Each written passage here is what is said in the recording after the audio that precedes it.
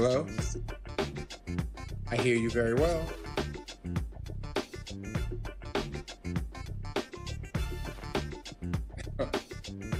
Thank you.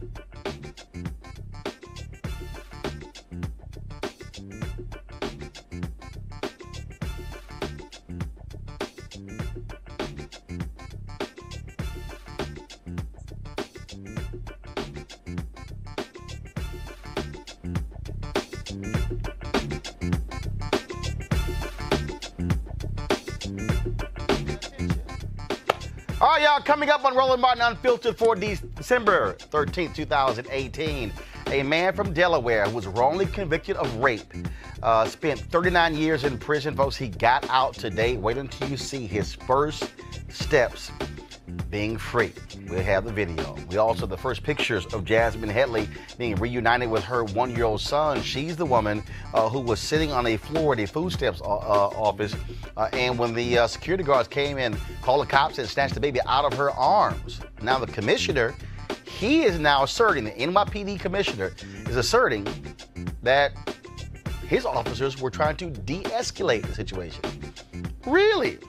More and more people are putting pressure on Tennessee Governor Bill Haslam to grant clemency to Cyntoia Brown, the 16-year-old, first of all, the woman who's now 30, but when she was 16 years old, when she was sex trafficked, and then she killed a man who picked her up from a burger joint. We'll show you how you can get involved. Also, the 3 women of color behind the January 2017 Women's March are getting attacked for alleged anti-Semitic remarks and attitudes in their support of Louis Farrakhan.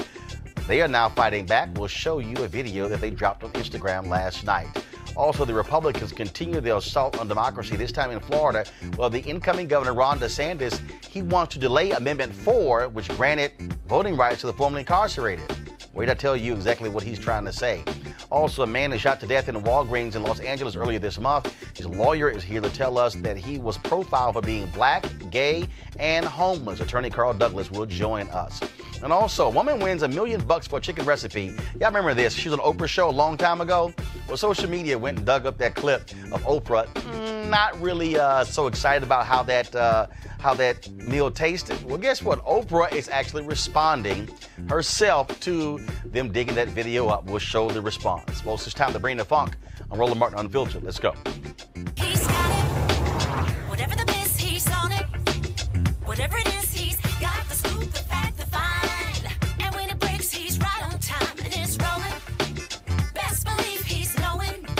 It down from sports to news to politics. With entertainment just for kicks, he's rolling. It's on go, y'all. It's Roland Martin, rolling with Roland now. He's funky, he's fresh, he's real, the best, you know he's Roland Martin now.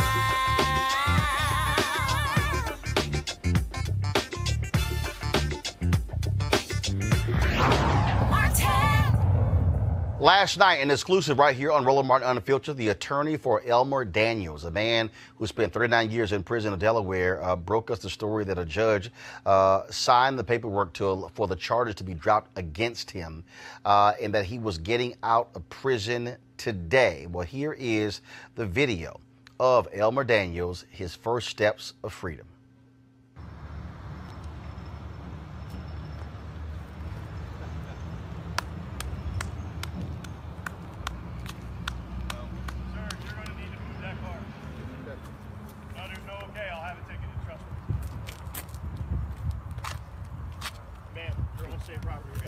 All right.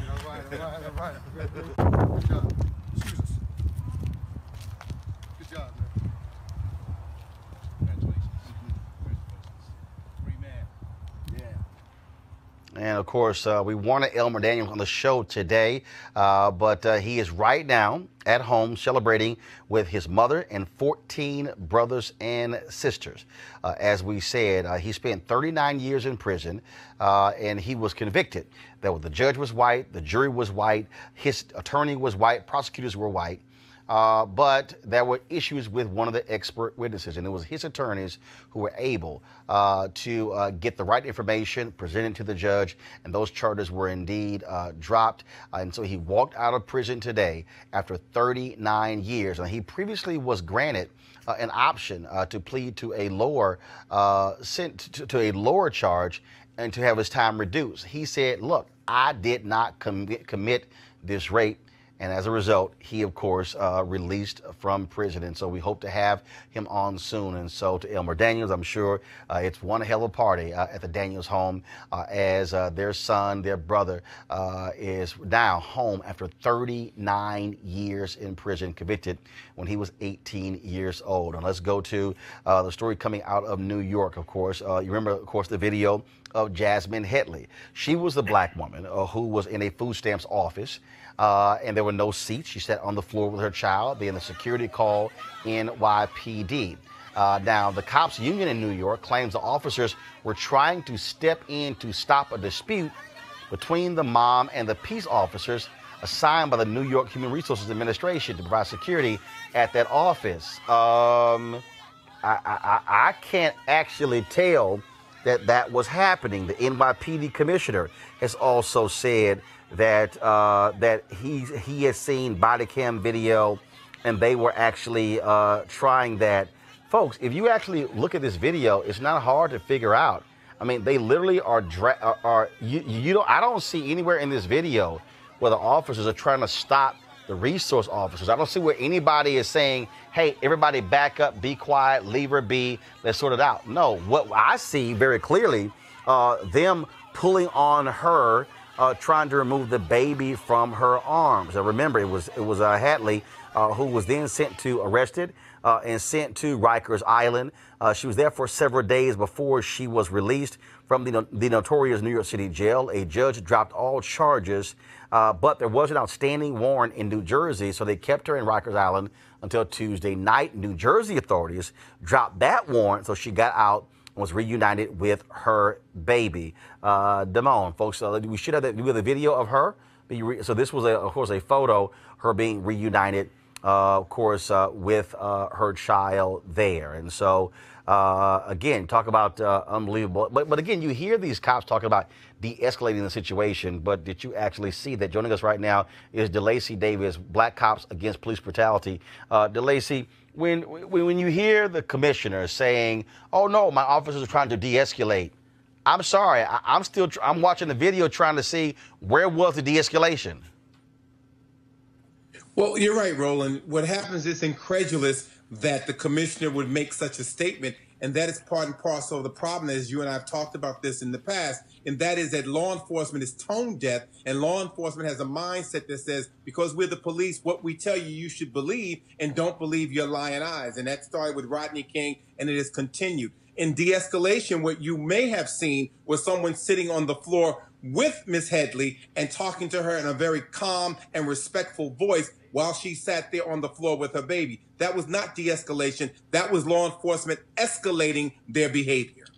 And obviously you have the police, and they're trying to say, you know what, trying to protect their own. But here's the issue. I've seen countless videos, and I'm telling you right now, rarely have I seen a video where an officer involving somebody black is de-escalating a situation.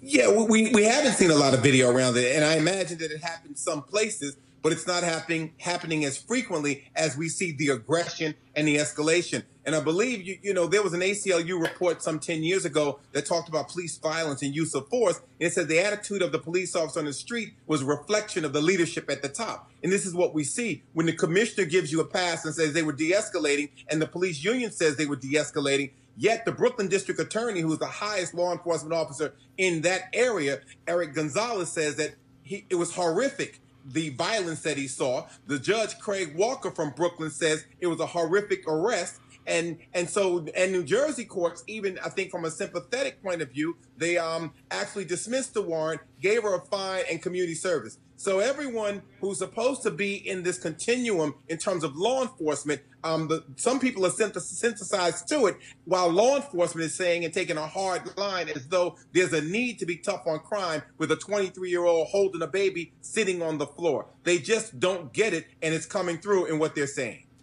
And so if you are, when it comes to this woman here, what should she do next? Do you believe that she'll be suing this police department? And what should Mayor Bill de Blasio be saying to his police commissioner? Well, I think that he should be saying to his police commissioner that we have to change that narrative. That's just not acceptable. It's not service. It is not the CPR that we saw in some of the vehicles in NYPD. It's not courteous. It's not professional, and it's not respectful. So it goes against even their mantra about what they articulate they believe. I think if I were the mayor, I'd say to him, you've got to tell the truth about what you're looking at. That is not de-escalation. You're actually endangering the child because she's holding on to the child as any mother would, and you have officers attempting to rip the child out of her arms. So if anyone's endangering the welfare of the child, it is the officers, and then there's an officer that pulled out a taser. So what do you think happens when you shoot a taser with 50,000 volts of electricity into the mother holding the baby?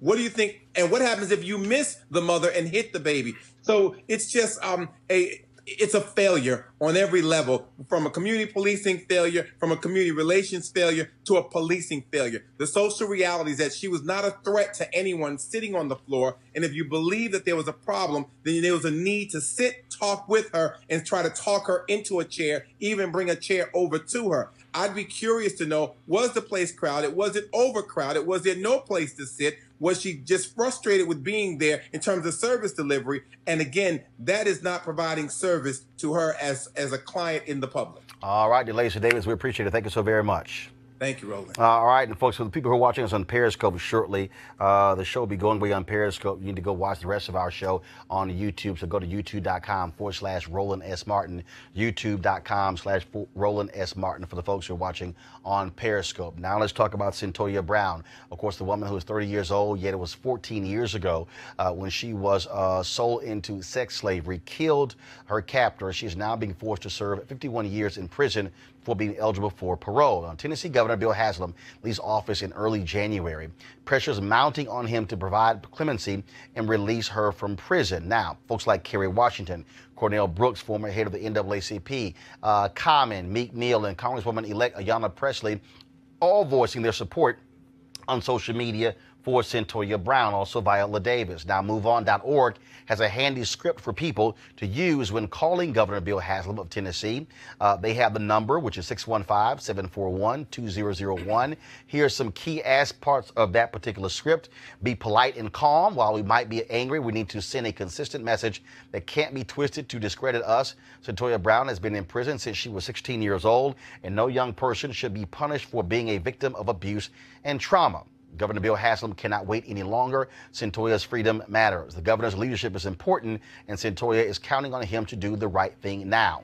Will the governor support the immediate release of Cyntoia Brown? Again, the number to call is 615-741-2001. I want to go to our panel right now. Joining me, of course, is Alan Bolden. It's A. Scott, ladies and gentlemen. First of all, he goes by A. Scott Bolden. I ran at one of it was a guy who played with him.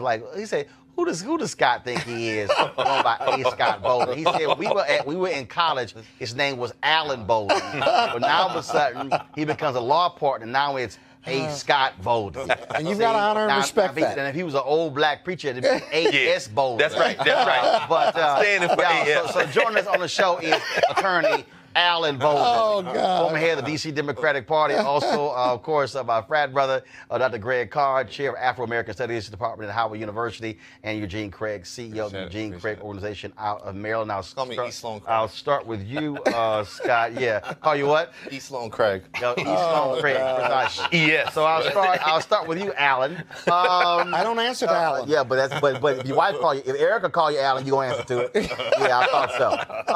Let's start with this. So first first of all, the federal appeals has been filed in the case of Cyntoia Brown, and they were confused. The judges were totally confused about the sentencing in Tennessee, so they asked the state Supreme Court, like, can y'all sort this thing out for us? We can figure out what's going on here. That's why the Supreme Court rendered this decision that she has to serve 51 years because it's confusing. You also have, of course, the Supreme Court ruling when it came to juveniles being granted life sentences. And so all of this is being factored into the case of Cyntoia Brown. Yeah, so you have two competing statutes. You know, normally in a habeas corpus proceeding, when you're incarcerated, you've been convicted, you bring the body before the court and you ask the court to release the body. That's the individual. Here, once you get done with the state, then you do the same thing at the federal level. And so what normally happens is the statutes are not competing with one another. One says you got to serve 60% of a 60-year sentence of a life sentence, and the other one says that there's no eligibility for parole, and you've got the Supreme Court decision that says it's inhumane treatment and cruel and unusual punishment to convict a juvenile and not let them have any opportunity for parole. So what the Sixth Circuit has said, they sent it back to the highest court in the land and said, you all tell me about these two statutes, reconcile them, and tell me whether she's eligible for parole or not. Because if she isn't, I'm going to find the sentencing unconstitutional, which is what her lawyers are trying to do. And if she is eligible for parole after 60% of her life sentence, then it's irrelevant, and so she gets a parole hearing in probably another 50 years. Remember, the Supreme Court decision came down in 2012. She was sentenced over 16 years ago, so it could have a retroactive effect, but that's what they're pushing for. But it's also retroactive in some other states. So it's not like that's new, Greg. I mean, other states have actually taken that Supreme Court decision and made them retroactive. Absolutely. I mean, and, you know, but unfortunately, the political pressure is probably going to be her best weapon. I mean, this. Well, they filed for pardon with the governor as well. Yes, that's pending, which is more pressure on Haslam, and so we'll have to see. They're taking parallel tracks, which is what they should be doing. Oh, exactly right. I mean, you know, what are the limits of legal remedy? I mean, and so it can't hurt to go ahead. I mean, it's my hometown, Nashville. I mean, they're calling the governor's office, and I'm thinking whether it be this case, the first case you talked about, the cases we'll talk about subsequently. Of this police state idea. In other words, justice is distinct from the legal system. We're not talking about pursuing the right thing. We're saying, what does the law say? Well, what is the law? I mean, this woman was enslaved. Yeah.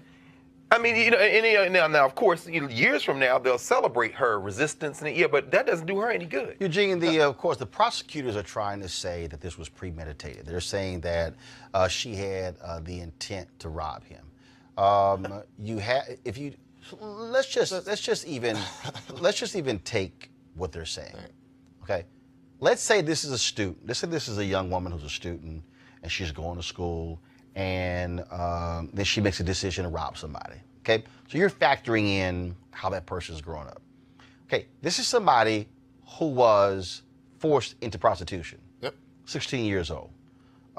Then this guy picks her up from a drive-in burger joint and then takes her home. Yep.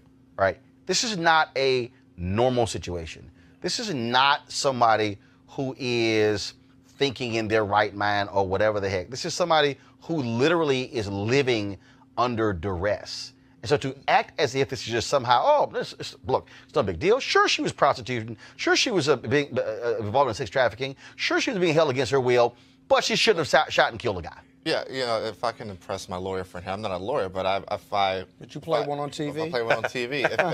if the facts, you know, as Roland presented them, I believe her mens rea, you know, should have been an out for her in this particular case because she was held against her will. There's no way. I mean, as a minor that's being sex trafficked, I mean, it's blatant fact that the reason that these two individuals were together was because he was planning to have sex with her.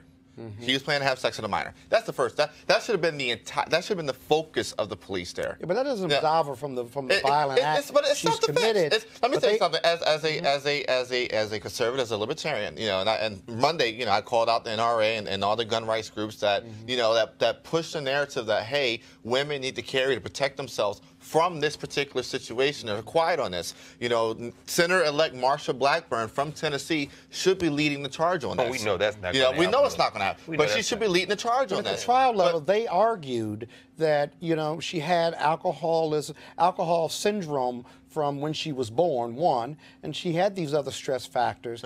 Presumably the trial court considered it, and it really didn't matter. So the real issue to focus on is this sentencing. If she was a first offender, right?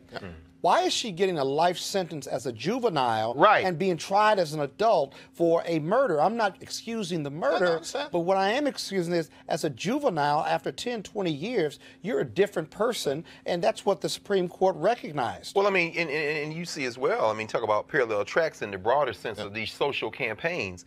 Human trafficking, slavery, this is the biggest issue in terms of who makes up these people who are enslaved. Absolutely. Here in Washington, D.C., in cities around the country, you know, you have folks who have made this not only a marquee issue, this is a no-brainer for people. These young girls in front of schools, you seeing them now, police. But that's not dispositive as to whether she committed this crime or not. It may be relevant, probative, and material, but the jury considered that and convicted her. I'm not thinking about this in the legal sense. I'm thinking about it in the social and political sense, particularly as we're now prevailing upon the governor to do the right thing. He has the power of departing. He should just exercise that, particularly on his way out the door. I think I will say this. The conservatives like him will denounce him for doing so. Well, I'll say I hope not. You're libertarian. He may be a libertarian, but they will denounce him for exercising that right. I agree. I am of the belief that I believe Governor Haslam probably is going to pardon on the way out. I don't think he would be. You think so? I don't think he would be. You're just guessing now. I am guessing. No. One second. We do have some precedent here. There was a similar case in July where a woman was sentenced. She's supposed to serve 25 years in prison, and the governor did grant clemency. Yeah, and also I don't think he'll be necessarily teasing it. I mean, he has from a pure political standpoint, he gains nothing by just teasing it on his way out. What he's looking at, every lame duck, executive. Well, he may run again down the line. He's done it once already. I think that works against us. Against us. He may not do it twice. I am leaning towards he's probably going to have given her part. Well, here's a piece. We'll know about January 19th. We will. What his decision is. All right, folks. Speaking of January 19th, organizers of the Women's March plan on having, of course, their next march taking place on the 19th or the 20th, and of course they're going to make Cyntoia Brown's case a central part of the day's demonstrations. But they've been having significant drama in the Women's March organization, dealing with their leadership: Tamika Mallory, Linda Sarsour, Carmen Perez, and also Bob Bland. Of course, they have been under fire from people for a variety of reasons, some saying that accusing them of anti-Semitism, others saying that they're not handling finances correctly. There are others who are saying that they're getting too much of the attention and too much of the credit, and what others should be. And of course, you have some folks who were founders even calling for all of them to step down from leadership. Well, last night, Tamika, Linda, and Carmen dropped this video on Instagram speaking directly to their critics. Over the last few weeks, we've been spending a lot of time in the midst of planning a march, trying to answer questions and concerns of individuals, of reporters and others about who we really are, about what we've done. And there have been accusations against us, things that have been very troubling, things that do not represent who we truly are. And so instead of us, spending time going back and forth one-on-one with everybody and wasting a lot of time, we want to have a public conversation with three individuals specifically, and that is Vanessa Rubel, who was one of the first people to bring us into the Women's March, Evie Harmon, who we met when we first got here, and Mercy Morganfield from Washington, D.C., who came later. These three women have lied on us. No doubt they have lied on us, and we want to have these conversations in public, not behind closed doors, but in public. Now, here's a piece. Shades of culture. I am more than happy. We say, Roland. I'm more than happy to moderate this conversation on to have it in public because it really has been going on for the past year.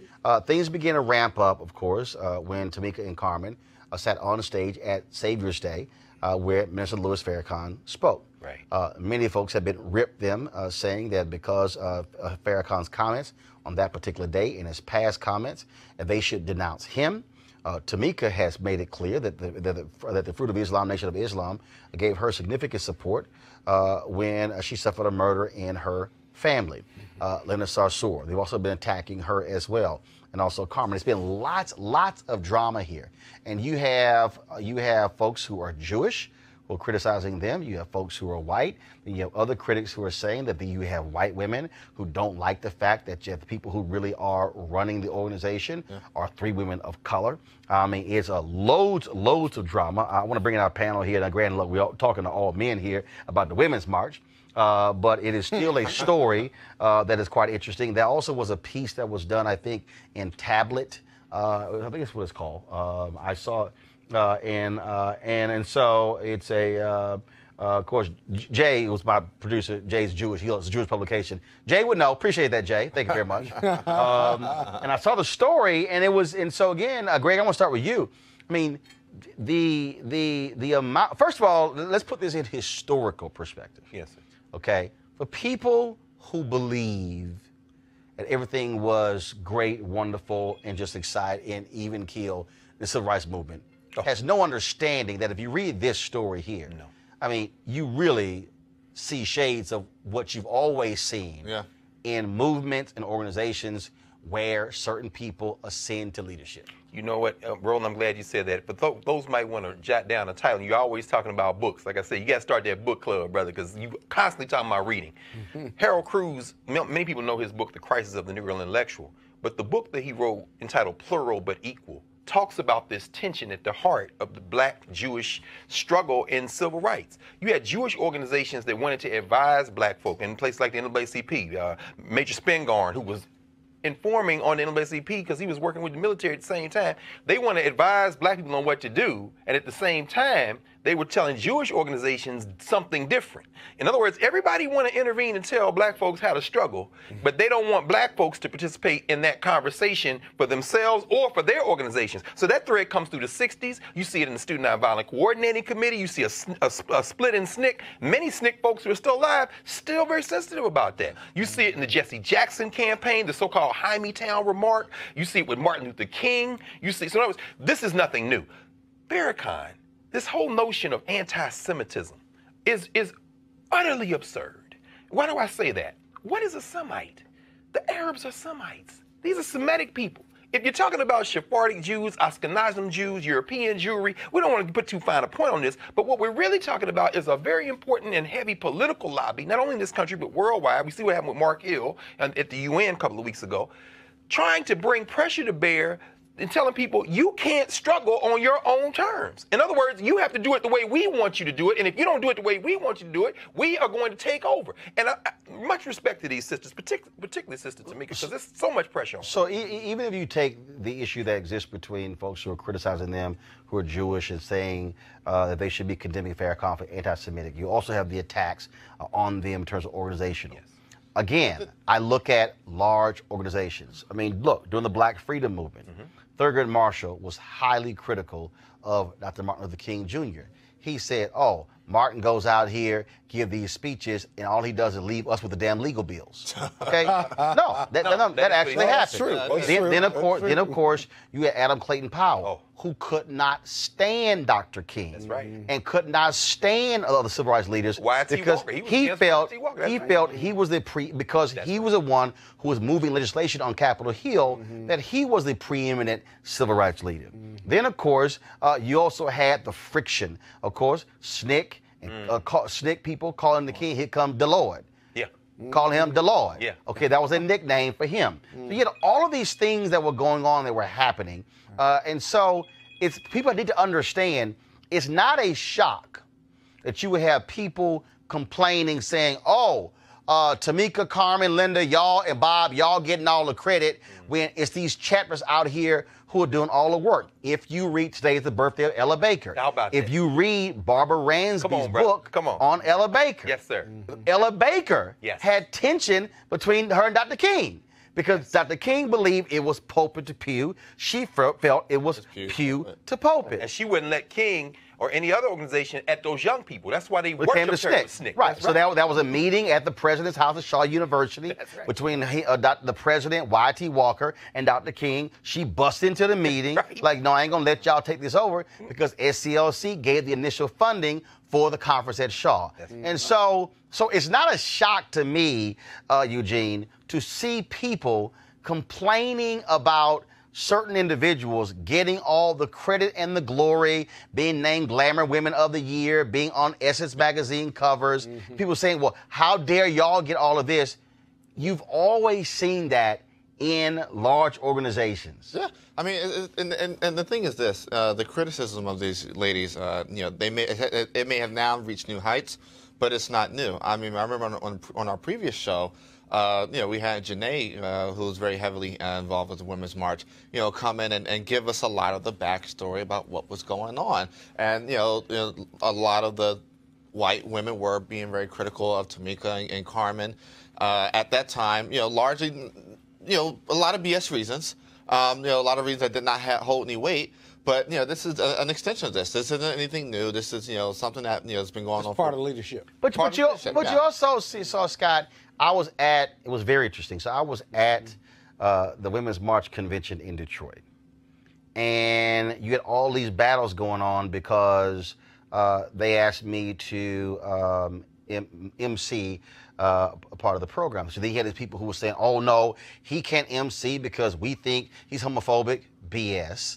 And then the three of them were like, what the hell are y'all talking about? Roland's been a huge supporter of everything that we have done in terms of amplifying our voices and that of women. And so what you have here is you have in the Women's March, you got all these folks, all these competing interests. And then one of the probably the most well-attended session there was really this discussion when it came to the issue of white women and the movement. And you had all this sort of stuff like that. Like I had some people. Matter of fact, it was such a trip because when I was on stage, again, talk about how white women operate. So I was on stage and I said, if you told me, well, if 3,000 women are gathered, that's a place I want to be. And so, two white women come up to me at the end and say, oh my God, that was sexist. You were objectified. I was like, what the hell y'all talking about? You violated the Me Too movement. And they tried, here's was a trip. Wow. So these two white women tried to jam me up.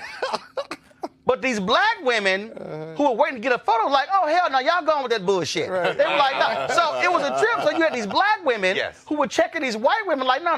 Who the hell y'all think y'all talking to? Y'all ain't going to diss Roland, who has had our back this whole time. Very much so. And so, and again, and I look at two white women, and I literally like, okay, I ain't got time for y'all. Because again, I'm like, y'all full of it. Yes. Nobody else in the room was sitting there going, oh, my God. I'm sitting here with Rosa Clemente and the rest of them. But it was these two white women who were sort of like, okay, why is this man speaking as if you can't have male supporters of the Women's March? And so it's a whole lot of stuff. There's a lot of stuff that's going on here that goes beyond this criticism of Linda, Tamika, and Carmen over Farrakhan. Yeah, we need to exhale a little bit.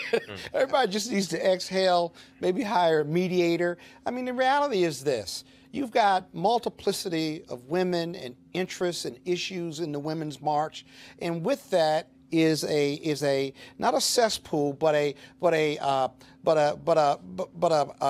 pool of varied interests that are not consistent with one another.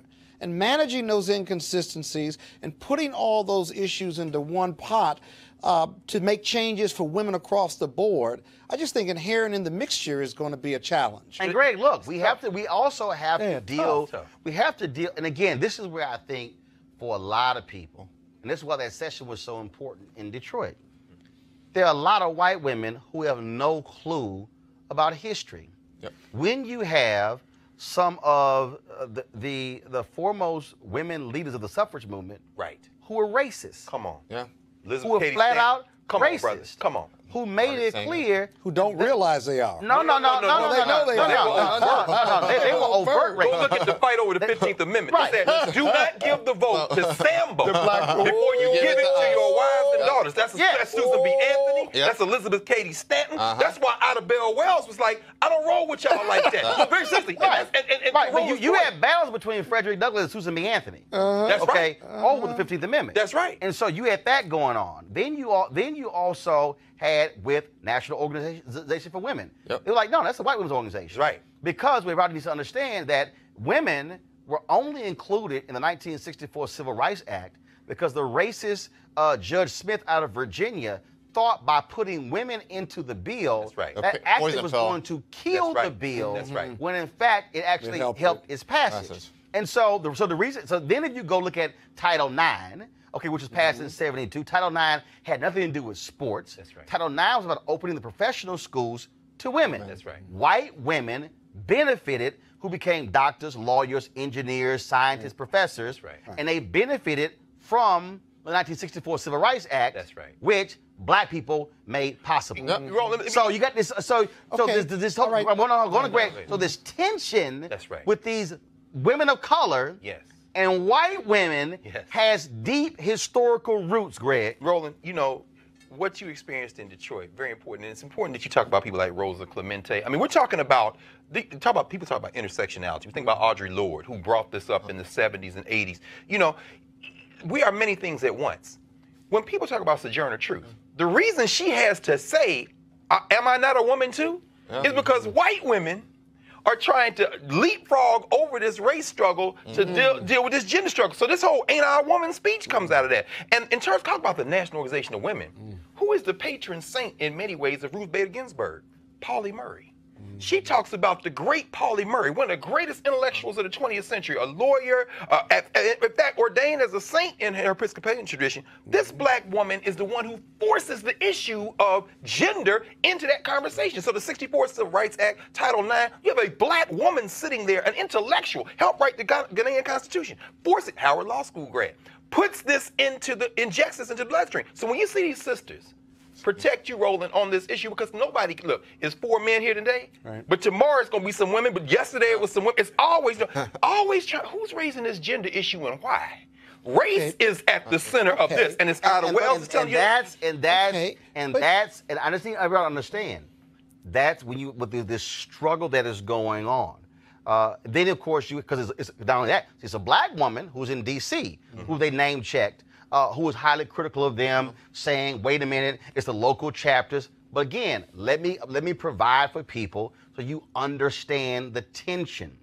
This is no different than when you had NAACP chapters who felt national leadership was getting too much credit, and then the chapters were doing all the work.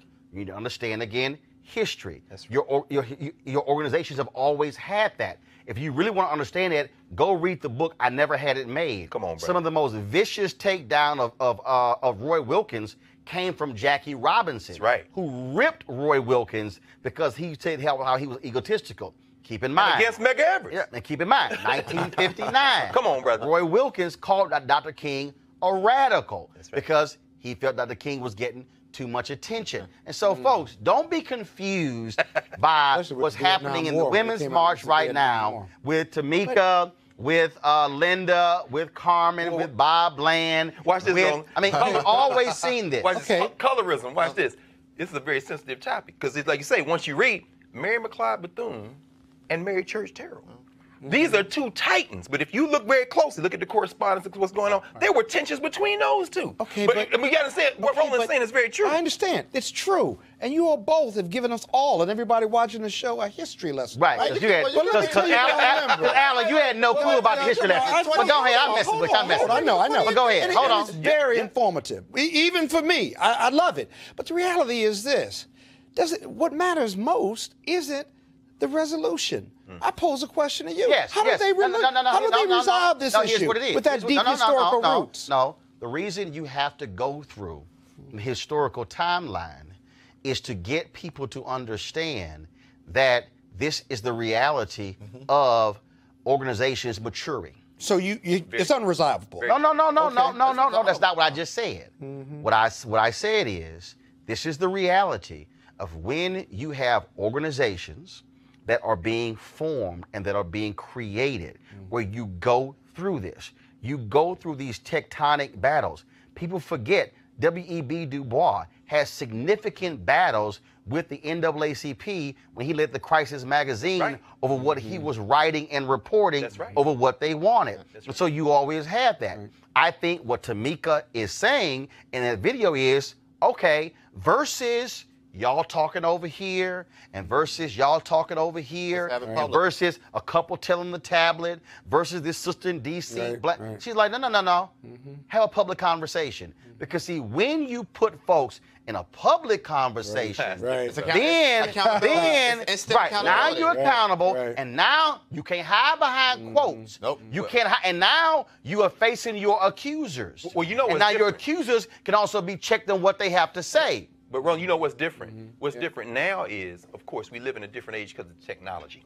When SNCC went through the battle that led to John Lewis losing his chairmanship and Stokely Carmichael becoming the chair, they met in private. That's a private argument. In fact, talk about self-criticism. And when you meet in private, then there are different interpretations of what happened in the private meeting. That's very true. What they're saying here is let's meet publicly where ain't nobody. But it's not the organization is forming out of a movement, as you said. Right. The birthing pains then become very public when you're living in an age of social media. Whereas the SNCC kids used to criticize Stokely Carmichael. You hear Joyce and Dory Ladner and them, they referred to him as Stokely Star Michael. Why? Because you don't meet the press. But now, when you have Twitter and Facebook and Periscope, instant leaders. You have an instant audience. And I'll make this last. It's so petty. No, it's not. It's not. Because these are the growing pains, and I'll make this last point that people need to understand. Because what happens is, and I read that story, and there were people who were saying, but this movement, Eugene had no leaders. Folks, here's the reality, okay? The same thing happened when you had the May Day marches with Latinos all across the country. Do you know why that actually failed? Because they had no leaders. Let me be clear. I know it sounds cute and it sounds wonderful when people say, oh no, we're not gonna have any leaders. Here's the reality. You can't show me a successful movement that doesn't have leadership and hierarchy. The problem is, and this is where media comes in, there are people who are intoxicated by this medium, okay? I didn't want to make a commentary, but I'm going to go ahead and do this. Oh, man. This is what I need y'all to understand. Come on, brother. This medium is intoxicating. This medium is seductive. What did Elijah Muhammad warn Malcolm X about? That's right. He said, beware of the flash bulbs right. and the TV cameras. That's right. It is the same thing. It happens in the reverse, because then somebody who's not on stage, then somebody who's not on magazine covers, then somebody who is not being lavished with attention, all of a sudden, they then become upset by it. I'll use my recent interview that I did with Reverend Dr. James Lawson. This is what he said. He said, I was meant to be behind scenes. He said, the last image I have of Reverend Dr. Martin Luther King Jr. was him being on the front row and me being in my place on the back row. I've said this about leadership for years. Not everybody can be a head coach. Head coaches need great assistant coaches, need a great defensive coordinator, an offensive coordinator, a wide receivers coach, a defensive line coach. There are multiple folks. There's a trainer. There's somebody who does nutrition, somebody who does the weight room. But everybody can't be the head coach. The problem in organizations is that there are people who are jealous of leadership.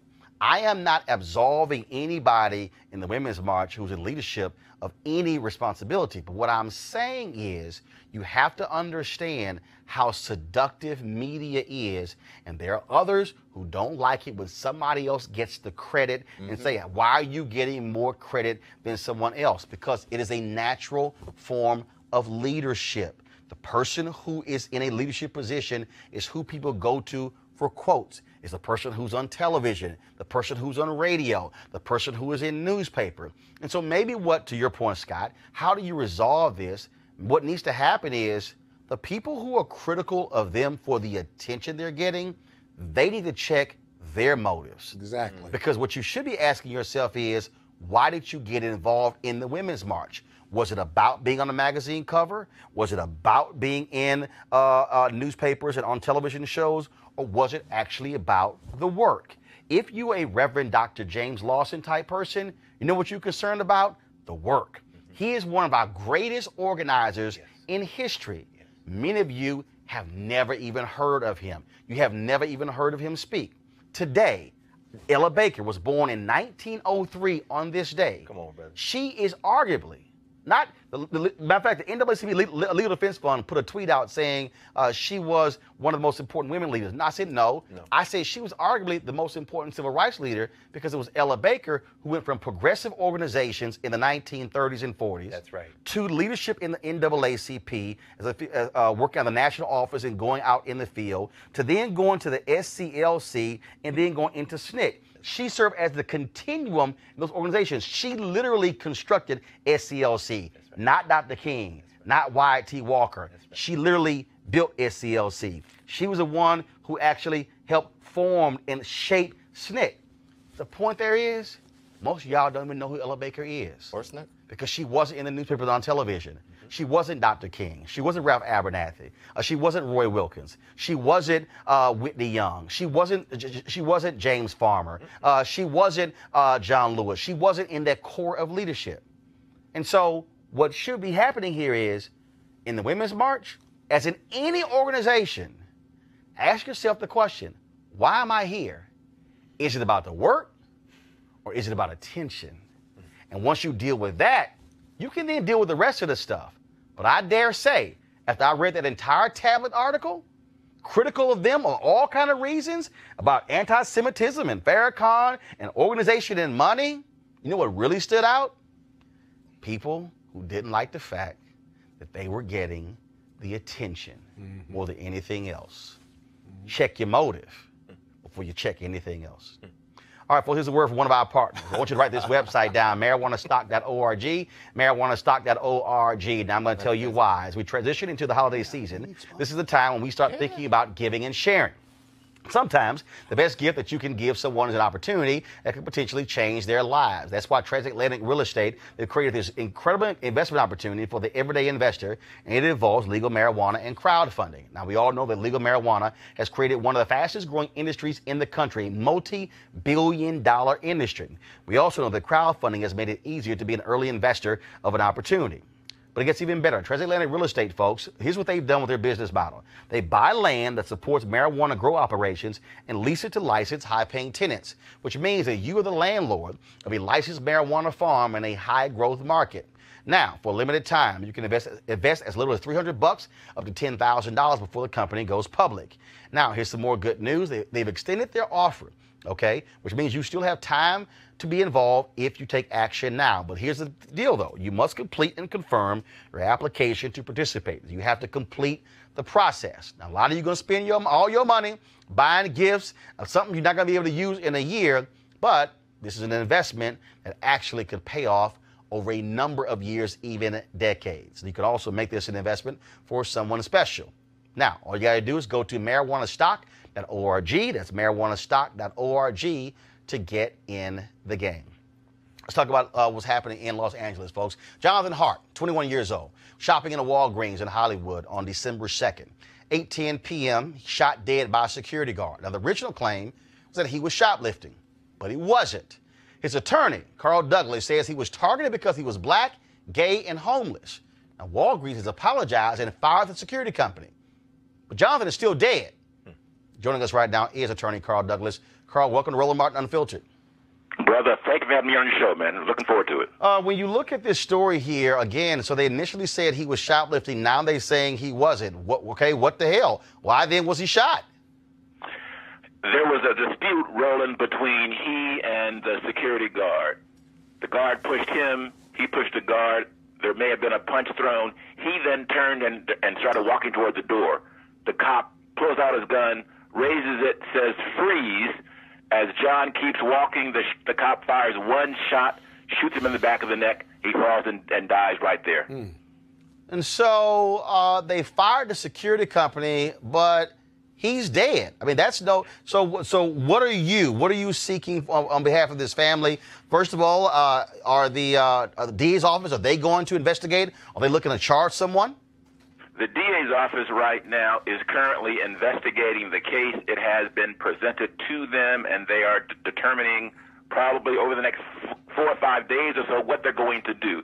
But as important, Roland, and this is what I want your listeners to understand, I am calling for a boycott of Walgreens.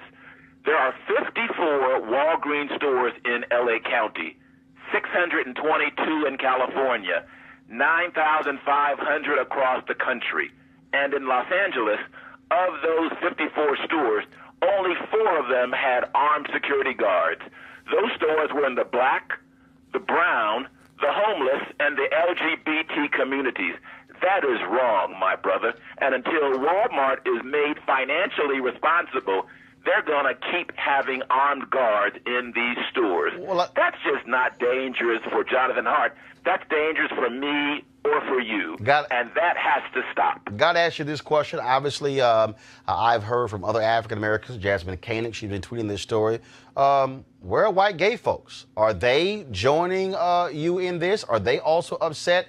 Because, again, I've read numerous stories where they're saying this man was shot because he was black and gay, not just black. He was black and gay and homeless. We have, Roland, over 55,000 homeless people in California, in Los Angeles, second only to New York City. There are over 7,000 homeless youth between the ages of 14 and 25. There's a natural gyration of that population to the Hollywood area in Southern California. So this is a problem not just for the Jonathan Harts of the world. You got to understand, man, if this guy had missed that one shot, anyone walking into that store could have been a victim. If you place armed guards into a pharmacy, there has to be a foreseeable expectation that someone is going to fire a shot and then perhaps someone will be injured. Today it's Jonathan Hart. Tomorrow it might be someone that you or I love. And Walgreens has apologized. What else have you heard from them? Well, they've apologized, but you got to understand, Walgreens is the largest retail pharmacy company in the world. They generated $118 billion with a B in revenue last year, $117 billion the year before. So only if there is an economic incentive will they ever make things safer for their customers. There was a cost-benefit analysis by someone in the executive ranks of Walgreens. There's a problem with shoplifting. What can we do to protect our money and reduce that loss? One thing they could do was to add cameras and add monitors. This store was a very high-tech store. There are cameras and monitors everywhere. The other thing they chose to do in only select stores was to insert an armed guard. Not just a guard with a taser. This guy had a taser as well, but not only a taser, but with a handgun. And when you do that in the black, brown, and homeless communities, you are asking for trouble. So we're calling on a boycott to pressure Walgreens to reconsider this despicable choice. All right, then. Well, Carl Douglas, we certainly appreciate it. Many of you may not realize Carl was on the legal team for O.J. Simpson. And of course, we all remember that. So, Carl Douglas, thanks so much. I appreciate it. My brother, thank you so much for having me on your show. Yes, sir. Real quick here, I want to go to our panel. Again, this is one of those things. Okay, you got armed security guards. I get it. But let's just be clear. It's product. Yeah. Mm-hmm. It's product. Mm-hmm. It's small products. Yep. I mean, it's not. Ain't that many things in a drugstore that's over $100. That's right. Okay. Mm-hmm. But to shoot and kill somebody because you suspected them, you thought they were shoplifting? Really? Yeah. That doesn't matter who they are. You're going to have an armed guard there. You foresee someone being shot. But the problem is, if there was an altercation or a dispute, this guy is walking out the door with his back to our security guard, and he fires and shoots him in the back of his neck. Who does that? That's illegal anywhere. Yeah, but it's law enforcement. So the lawsuit is going to get into Walgreens. It's going to get into the security company, yes, the training, if you will, and what the totality of the circumstances were. But there's deep exposure here. Eugene? It's murder. It's murder. I mean, we look at this with actual law enforcement officers. I mean, folk that are actually sworn to actual sworn departments that are actually given the public trust to actually protect the South Carolina case. South Carolina when the guy case. was running from the officer and he just picked it up, Walter Scott, and just shot him. And shot. He's in jail now. And I be this particular. And this guy ought to be in jail too. SPO or whatever. Yeah. But he should be in jail. He should be charged. But Greg, this speaks to again how in this country we value property over people. That's right. Well, I mean, when Brother Davis spoke earlier and talking about the Jasmine Headley case, this case now with John Hart, this law enforcement mentality. The thing that broke my heart about Jasmine Headley is these are black women standing over this black woman trying to take this baby from her. But the idea is I'm the law, which means my ability to do what I want is supersedes your life. Exactly right. Nobody has told me to stay at a Walgreens. I mean, no, seriously, really. Walgreens is big in the Midwest, Chicago, Wisconsin. In Wisconsin, it's Walgreens giving money that's backing this Republican power grab in Wisconsin. But my point is that law enforcement is not about justice. It's not about doing the right thing. It's about I'm the law, and so whatever the hell I want to do, I'm going to do it. Once they believe you break the law, right? Oh, they don't care about that, bro. No. Once they believe they got a right to move forward, right? I see. All judgment it's suspended. Clicks off. Good point. And the only goal and objective is to enforce my ability to arrest. That's right. Now, the woman is sitting there holding her baby. Holding her baby. They're creating the craziness around them. Here's the thing in the LA, here's the thing in the LA case for me, and this is it's very simple for me.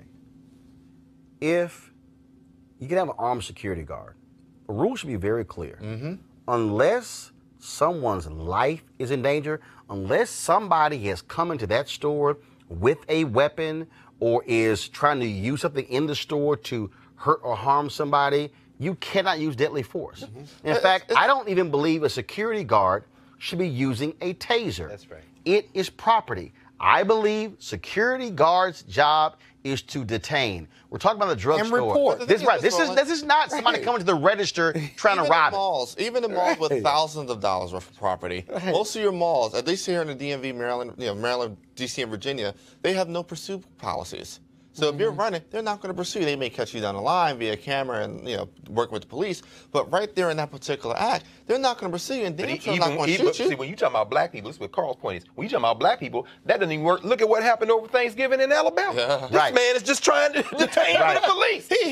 Exactly. He didn't commit the crime. And that's trying to solve it. That's right. He gets shot. And that's exactly right.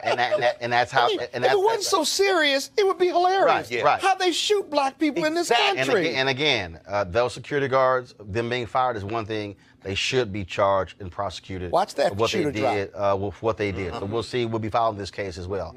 All right, folks. So a little light story here. So just the other day, BuzzFeed decided to unearth this old video of Oprah Winfrey. She had this woman on her show who won $1 million for a chicken recipe. So here was the video, y'all. Here was the video. Yeah. Do you like it? I hope so. Just say yes. No.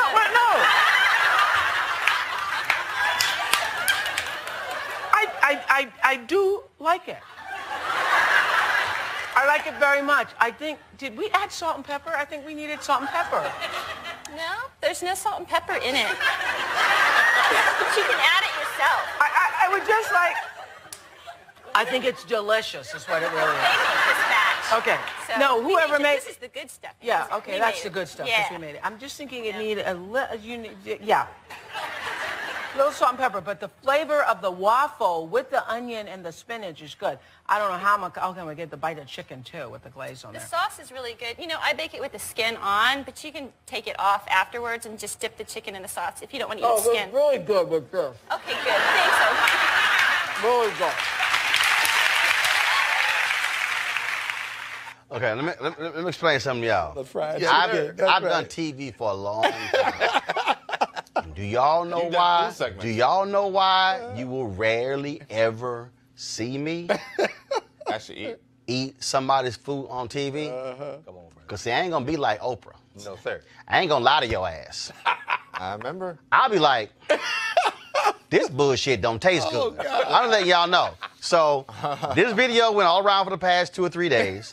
Oprah decided to actually respond to the video. Press play. Spencer, I don't know whatever made you pull that tape out of the vault, but made me laugh. And here's the deal. This is what I was thinking. I always wanted anybody who came on the show, no matter what they did, to have a good experience. And I also wanted to stay in my own truth while allowing them to have that good experience. So I was having a moment of trying to decide Do I want to have a great time? What is my real moment of truth? Because the truth for me was that I am used to having salt and pepper on my chicken. That's just the truth. That's what I was thinking. This chicken needs some salt. So basically, Oprah was lying. Y'all, that's what I'm telling y'all. I can't front. I don't have a front and face. No, that Texas was come out. You know what jumped that right there? That was Coscuso, Mississippi, bro. Let me tell you. She's shooting that and she thinking my mama would never. First of all, how a white woman win $1 million for a chicken recipe? That's the first thing. That's crazy. Let me tell you, Greg. We want some mumbo sauce. Let me tell you. Regardless of what the mayor says. Is amazing. Let me tell you, when we were on the previous network, Roland would do a Fit Live Win every Monday morning. Right? And part of Fit Live Win, every now and then you have a nutritionist come in with some food. Oh, yeah. Roland would never touch it. With the vegetarian dishes. Would never touch it. I passed that damn plate down. Right. Y'all try this. This is the thing. If me and Scott didn't eat, now Lauren would just say, F it, but if me and Scott didn't eat it, Roland would call us out live on set. Yeah. He would call us out live on set. Y'all ain't gonna eat it. But you see in the opening montage when he danced with them pans, if you cook it, you might eat it. No, right. I can cook. Yeah, no question. But I'm letting y'all know, I don't front. Look. Okay, Just I taste don't it front. before the set. Hell no. Nah, Okay, you don't know that in them gumbo wars. no, you can't. Look, y'all don't understand. Hey, you got the gumbo I ain't tasting everybody's stuff. Everybody can't cook. I'm telling y'all right now. Okay, let me tell y'all what happened. Okay, so straight up, this true story, y'all. Jay in the control room. Jay, bring your ass out here. He always walking around the damn set while in the middle of the show. Let me tell you what happened. We were in China. We were in China for National Herb League. Now, Jay White. Okay, I'm scared with this story. Jay White. Come on over here, Jay White. So that's man. Jay. That's Jay. All right. So we in China. So we going through this food market. All right. And y'all know how food smell good. Food smell good. Don't mean food tastes good. So they it's like smoke and stuff, and it's rising, and they're cooking stuff, and so. Jay goes, I'm going to get this corn on the cob. I was like, you eat that bullshit. I ain't eating it. So Jay goes get this corn on the cob. Where did you go to eat? Huh? No, I'm going to get to that. Jay got this corn on the cob, y'all, and bit right to it. He's like, yeah, that's not good. And just right in the trash. What was it, feed? Feed corn. Okay, it was feed corn. Hold on, man. That doesn't taste good. But you didn't know. You didn't know. Feed corn. And this is exactly what I said. I said, Jay, see, y'all white people try stuff. We ain't trying stuff. Come on, brother. I wasn't trying stuff. All right, Jay, you can go back and sit down. Okay, thank you. So I said I ain't trying that. I was like, I ain't doing it. Well, where did you go eat? Finish No, that part. first of all, dog, I ain't like none of the food in China. Really? None of the food in China. I couldn't stand none of the food in China. Bruh, let me be real clear. First of all, I don't eat fish staring back at me. Oh, well, then you can't eat nothing in Dog, China. I was sitting here, yo. Then also, y'all understand, I'm from Houston, okay? I don't give a damn what kind of food it is. Do you know what's the most basic food you can survive on? Barbecue. Rice and gravy. Rice, man. That's a black staple. Rice and gravy. Spanish or English. So here's the problem. Here's the problem. We in China, they tell us, rice, that's a Southern China thing. I'm like, well, damn, can we get some Southern Chinese? Because I finally find one sauce that tastes good. I'm like, yo, can I get some rice? Yes, sir. So I can eat? Yo, I'm seriously, we were there for 5 days. And that's all you ate? Yo, McDonald's stock went up. They had a market, a 24-hour market that was around the corner from our hotel. They had a KFC and a McDonald's. Where you think I ate every day? Look, man. Bruh, Don Thompson. Ain't McDonald's sense. No, but I ain't try that. I don't. You didn't mess with that? No. Because I know. You understand? Go ahead. You understand? Don Thompson. You say you don't do Don poodle? Thompson was a CEO of McDonald's. Alpha man, Scott. So I knew for a fact McDonald's flies they stuff in. Okay. So I knew what I was eating. You didn't 5 days. You say you don't do locally sourced poodle? Bro, I don't play that. No, well, we had this dinner. We had like 7 courses. And we sitting there and we were like, look, this is the last, I'm like, look here. So we gon' we're going to plan our exit. So one person bounced after the second course. Ignorant. Then one person bounced after the fourth course. Tell you, man. Now, I left after the fifth course, and I was like, look, in an hour, we all going to meet at the McDonald's. And you did. Let me tell you how, y'all, But what about your guests? Did you embarrass I'm trying to tell y'all. Jay ate all that. All that. Listen, you gotta have somebody in the squad that can cover for everybody. Say, dog, No, but black people, you don't I'ma tell you, understand. I'm taking children Bro, all you over don't the world. understand. They will go to McDonald's. They will find. They Say, dog, found McDonald's in Aswan, Egypt, bro. Hey, we sitting there, you know, look, they go. All my dog, kids are down this the is street true. at the McDonald's. This is true story. I said, They had a spicy chicken at that McDonald's. Oh my. Oh, When I brought my ass back to the U.S. for a year, I'll be going to McDonald's. Yo, y'all got that spicy chicken? They were like, what the hell, we got no spicy chicken. I was like, damn, that's right. That was at McDonald's in China. No My way. bad. They got spicy chicken here. South Africa does the same thing. Hey. These franchises go and get that local African food. The Negroes at the KFC were lined up down the block in Cape Town. I'm like, what are they selling in Hey, there? and also, let me tell y'all this right here. I'm telling you this real clear. Okay, I appreciate candlelight dinners, but I want to see what the hell's on my plate. Okay, I'm telling y'all right now. I will be at dinner, candlelight. I grab my damn iPhone, hit that flashlight. I want to see ain't nothing gonna crawl up on my plate. Love. You ain't and look. My wife would tell you, look, like y'all women, y'all get on my nerve. Taste this. Hell no, no. So that It's a Oprah thing wouldn't work. delicacy. That No, wouldn't it's a happen to you. delicacy. Hell no, that wouldn't You happen. see how many times she chewed that chicken? Hell no, it wouldn't have happened. I want to know what the hell is in there. Oprah said you got $1 million. Letting y'all know. Y'all can say whatever y'all want to say. Y'all can sit here and dog me. Y'all can say I ain't right. I don't give a damn what none of y'all think. I don't care, because I'm telling you right now. And here's the other thing right here. Ladies, I'm telling y'all right now, okay, if you don't know how to cook, damn it, use Uber Eats. Because I'm telling you right now, okay? No, I'm just being straight up. Some folks don't know how to cook. They about to have a woman. But look, if anybody come for you on this, what do we know to be true? If it's one thing about black people don't eat everybody's food. No, we don't. So everybody knows what you're saying. We don't. True, man. And I'm telling you. Salad, everybody's macaroni and cheese, and nobody don't eat that. It's two words I don't like. Taste this. But your taste may be different than somebody else's taste. Hold up. What's the So how do operative? you know they what's can't the cook? operative word there? You. That's right, you. Well, we know we all know everybody can. We know everybody can. My wife can cook a little bit. Look, when our brother Chad Bowes, remember the Saturday Night Live thing? We was playing the Black Panther, and he got the answer right. He was the African. He No, didn't know come any on. answers. That's all He I'm said, saying. You ain't putting no seasoning in your taste. Hey, no. That's all I'm saying. I'm telling y'all right now. So look at here. If y'all got issues, and here's the deal. If you can't cook, Christmas is coming up, okay? I'm telling you right now, if your ass can't cook, stay the hell out of the kitchen. Buy the ice, buy the plates, buy the plasticware, okay? Be in control of the music. But if your ass can't cook, don't even walk by the kitchen, okay? What if they bake? What if they bake? If they bake. They ass look, if you can't bake and not cook, baking and cooking go together. If your ass can bake, your ass can cook. You ain't never met nobody who says, I can bake my ass off, but I can't cook. You know why? Both things happen Ladies, in the I kitchen. want to apologize to you. You can apologize all you want to. Everything he said. You can apologize all you want what to. he didn't say. I want all y'all to know. My daddy can cook. My brother can cook. I can cook. We don't need no women's help. Okay, that's how we do it. No, the women in my family happy. No, they ain't got to come in the kitchen. Right. I'm just letting y'all know. All right, look, we got to go. Because some of y'all right now got an attitude. I don't care. I don't care. And so y'all might want to be lucky. I might drop my Roland's rules. No, I speak for all one of y'all. Y'all some punk asses. Y'all scared. Y'all don't want to say it. See, Scott over here. Hold up.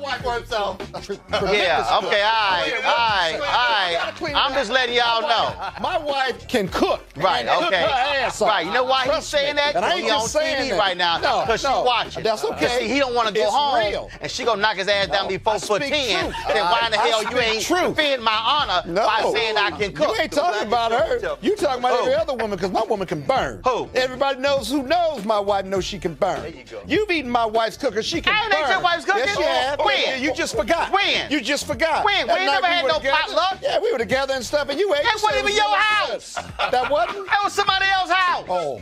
But we brought a dish there. We brought a dish there. All You right, really like listen that up. dish. I want y'all to support our Bring the Funk fan club. Y'all know we the blackest show out of here.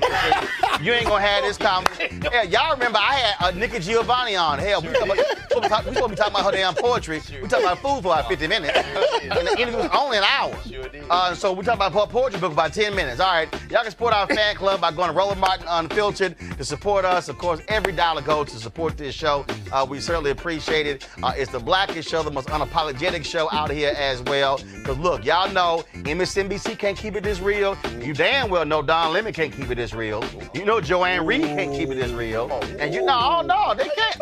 Everybody can't. You can be black. You can be black, but you can't be black. Oh, there it is. Sound like Bernie Mac on that. Let me say it again. You can be black, but you can't be black.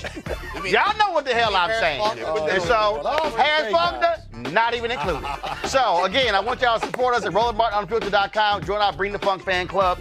Right now, you're about to see all the people who've actually supported our show. So we're going to roll that. I'll see you guys tomorrow. Holla!